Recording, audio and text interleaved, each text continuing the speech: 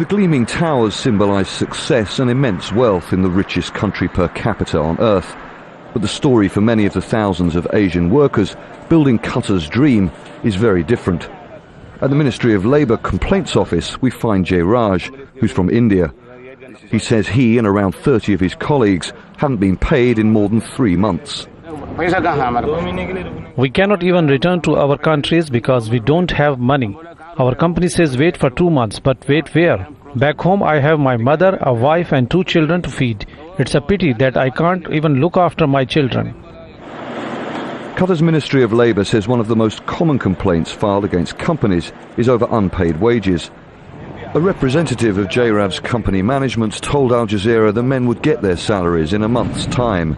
We drive to Jayraj's accommodation, which his employers rent. This is a typical camp for foreign labourers here in Qatar. Now around 600 men live here, and the conditions they live under are shocking.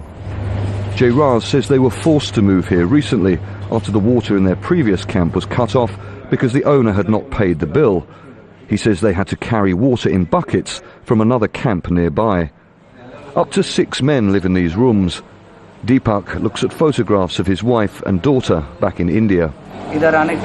My family don't know I live like this. They would worry about us, that's why we don't tell them. I paid the agent in India about $1,400 to come here. I've just finished paying the loan off, but I have nothing left. The kitchen facilities in the building are in a terrible condition. The men admit they could do more to keep the place clean, but say the building owner never supplied the basics in the first place. We have 8 cooking rings and we have to cook for 30 people. We don't have even space to keep the food. We have to eat standing up. There's no fridge, but we manage. At another camp, we find up to 16 men living in one room. They say their company does pay them on time, but we ask one of the men how much he gets. I get paid around $190 a month. I have 7 kids. They're still young. I'm the only one to feed all of them. The Ministry of Labour says it's trying to improve monitoring and punishing companies that do not comply with its labour laws.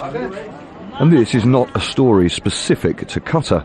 The International Labour Organization says Gulf countries must do more to protect the rights of foreign workers.